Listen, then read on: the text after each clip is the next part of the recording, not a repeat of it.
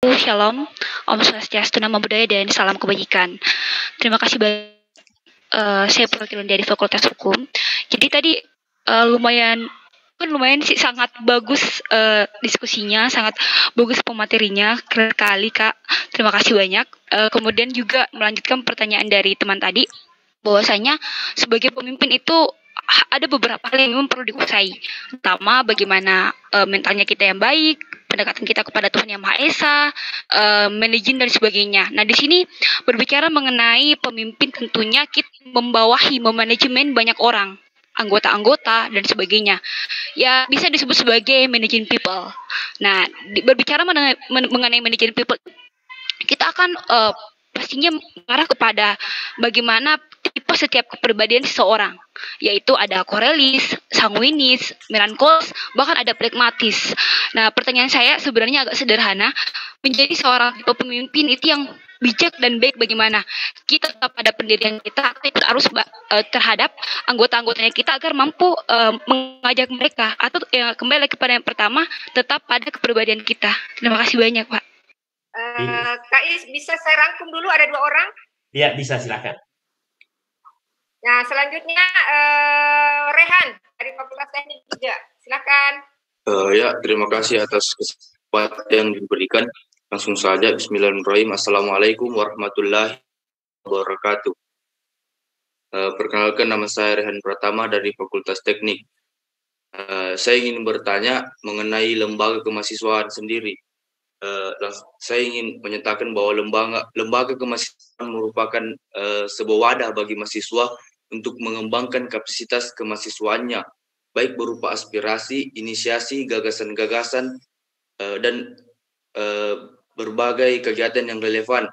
Nah, pertanyaan saya, bagaimana tanggapan Bapak sendiri sebagai seorang aktivis mengenai mahasiswa yang mungkin kita bisa bilang malu atau bahkan tidak mau mengeluarkan bakat yang ia miliki, sementara kita sudah mewadahi melalui lembaga kemahasiswaan itu sendiri. Nah, bagaimana yang itu pertanyaan saya tadi, bagaimana tanggapan Bapak sendiri dan bagaimana Bapak mengatasi hal yang seperti itu? Terima kasih. Oke, langsung ya. Oke, silakan Kak Isradi dijawab. Oke, jadi saya Kak. kebetulan ngalamin. Jadi kalau misalnya di tingkat universitas itu, kalau kita jadi pimpinan kan kita bukan super. Ya, kita tidak punya uang yang misalnya mampu memberi orang lain. Akan tetapi memang harus ada kemampuan manajerial. Jadi dan yang pasti harus satu kita catat bahwa ketika kita jadi pemimpin, tidak semua orang pasti senang.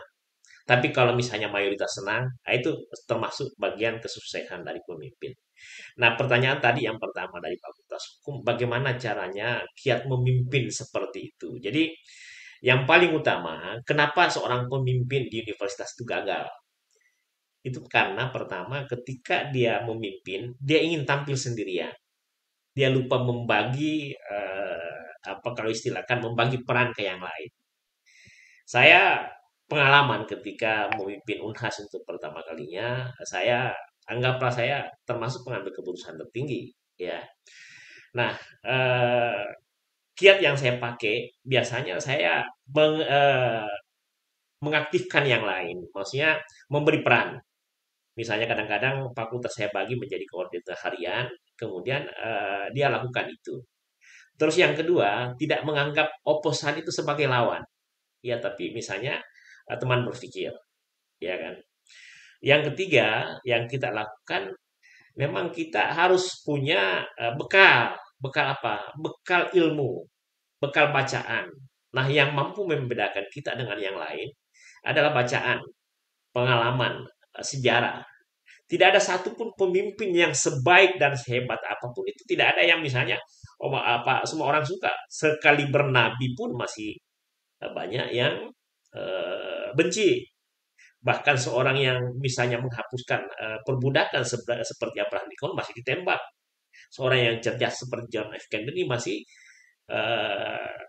dibunuh gitu.